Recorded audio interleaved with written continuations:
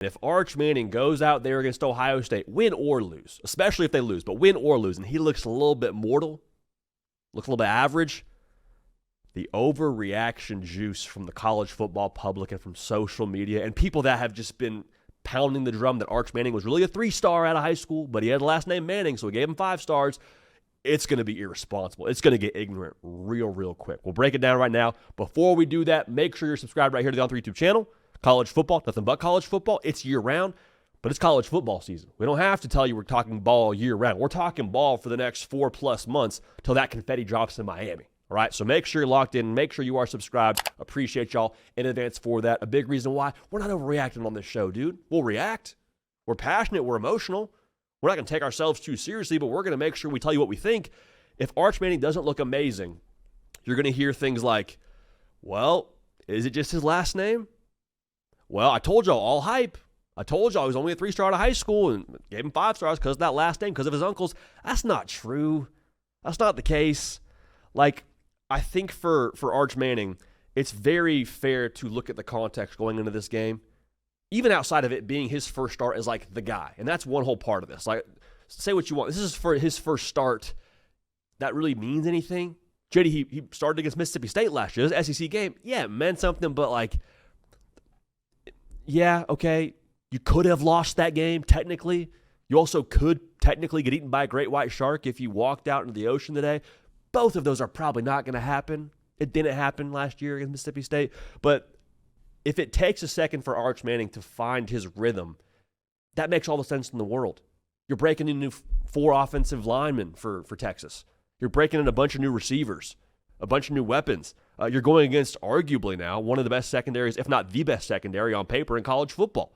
The best defensive back in college football, and Caleb Downs.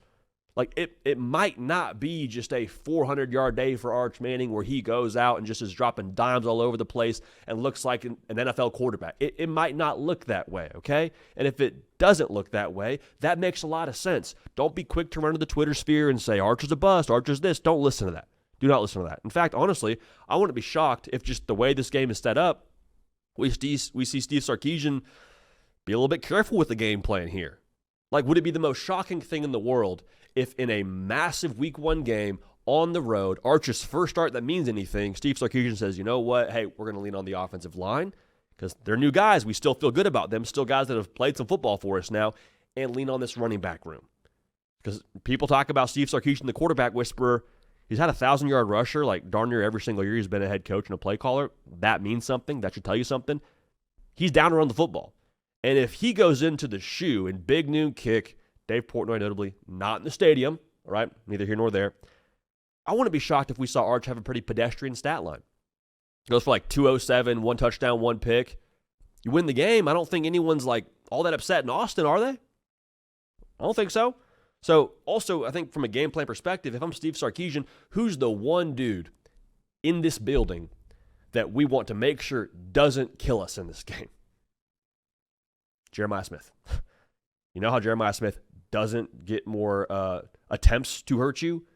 Running the football, having a 12-play drive that takes 8 minutes off the clock, and Jeremiah Smith's over there with a towel and some Gatorade. Like, that would be a way that you could try and play some defense against number 4, in addition to what you're going to do on that side of the field. So what we need to make sure we do ahead of this whole thing is just get the mind right, obviously. We're not going to overreact, whatever happens.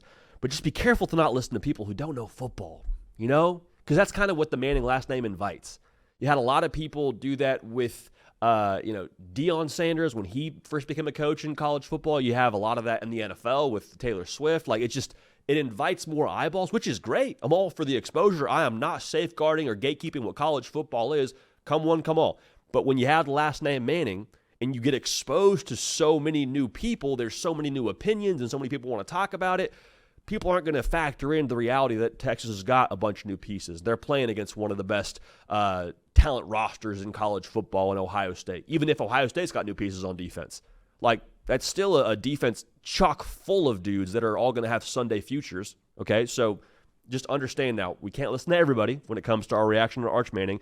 And also, I think we need to be careful to not listen to people that, I've said that throughout the entire segment, there's people that are quite literally rooting for Arch Manning to fail because of their opinion of him as a recruit. Like, there will be people that run to that take, all right? So just be careful of that. Let's not listen to that. Let's be measured here. I got to thinking, like, what would satisfy the entire college football public for the season Arch Manning should have this year?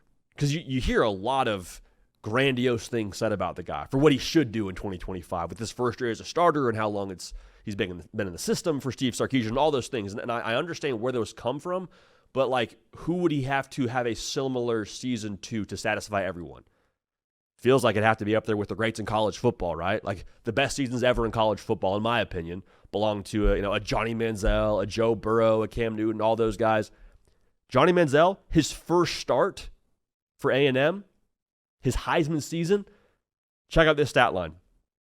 Threw for a whopping 173 yards, 0 passing touchdowns.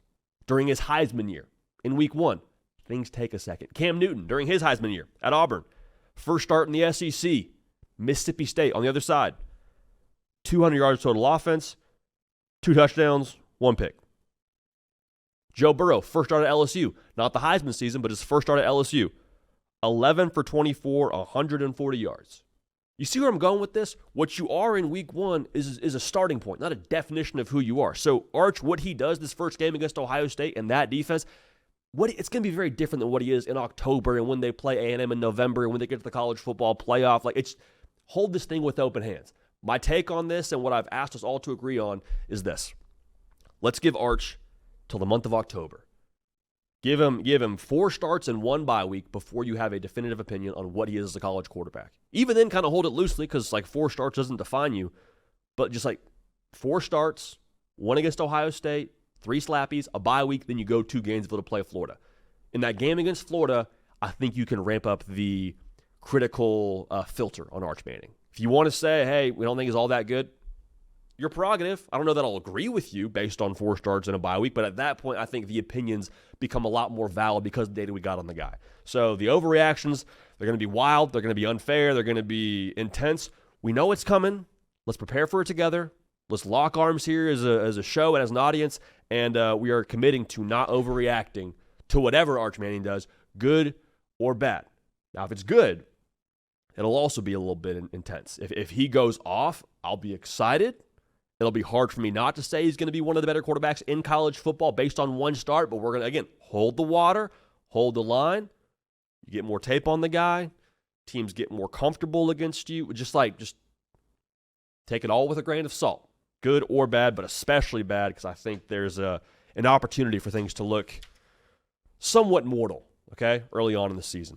Cato, you and I talked about that game now throughout the entirety of the week. Producer the Hard Count, 2-time All-Sunbelt safety, All-Running extraordinaire, Caden Smith. Just what are you expecting from Arch in this spot? Or what are you thinking going into this thing around Arch Manning, in your opinion, with how you're treating him ahead of this massive spot in Big Noon against Ohio State? It's such a tough one because you want to be measured about it, but I think telling people to not overreact to what we're going to see from Arch Manning is just it's an impossible task. Like, no college football player I think ever has had as many expectations as him, or as high as expectations as him. And I think you kind of touched on it like at the end of the segment, like, can we overreact if he's awesome? Because I think if he balls out 300 plus yards of offense, several touchdowns, is hooping against the former national champion. Travis Hunter balled out in week 1 last year, and we were like, dang, like, Heisman talk very early. And then fast forward to the end of the season, Travis Hunter's holding up the Heisman Trophy. So I think telling people not to overreact if he doesn't play well is one thing, but I think he plays well, overreact. That's my take on it. I don't know what to expect from him necessarily. There's so many different factors in this game, and I think the fact that he has had the reps he has had and has made a couple starts in his career, granted against the competition, but I think him compared to a Julian Sand, like we talked about earlier this week, he is just more prepared for the moment, I think, than the quarterback he'll be going against. I think his defense has a little bit of an edge. I expect him to rise to the occasion and make the plays when he has to. I expect the run game to be there for him. I expect him to make all the plays when he is himself inserted into the design run game. I expect good things from him. I expect a solid performance from him. I don't expect some heroic Superman performance. I don't expect him to be bad. I expect him to be a good quarterback in this game. And I think given the competition, if he does anything above average when it comes to just the general standard for a quarterback against this Ohio State defense on the road, the defending national champs, I think it's only up from there. So I expect a good game from him. Get some stuff done on the ground, show that he can kind of threaten all areas of the field with his arm talent. I think we'll get a good showing from him, and that's why, like you, I think they're going to win this game because I think he will be the X factor. I think he's a Manning. He's been waiting for this moment for a long time, and I think he rises to the occasion. And that's, I think, the thing. If he does, like, people are going to react either way. If he doesn't play well, that whole segment right there is my way of just going, okay, Yeah. like, hands are clean of that. Okay, that's it. If he balls out, though, he goes for like 4 touchdowns, 250, and runs for like 75 more, another touchdown. At that point now, I'm not going to allow myself to overreact on this show. I'm just going to be super transparent and be like, y'all, that was awesome. That was super cool. Can he keep doing it now as teams get more and more tape on him? That's going to take, for me, Cato, like more self-control. I'll have to bite my tongue. I'll have to like run a lot of filters through our conversations of like, hey, is this fair to say that he's a top guy in the – like there's that point of him balling against this defense is where I think it takes more from me to not overreact. Well, because it's a talented defense. Really talented defense. If he balls out, you'll try to be measured about it, but I will not be, and I will be trying to pour lighter fluid on that fire as much as I can. JD, if he balls out, this is going to take over all of social media. It's going to take over everything. People's grandma's going to be knowing about who Arch Manning is. Like, this will be the most famous college football player we've seen in a long time if he lives up to it. Like, if he's balling out, this will be the biggest story in football. We'll be talking about, does he leave despite what his granddad said?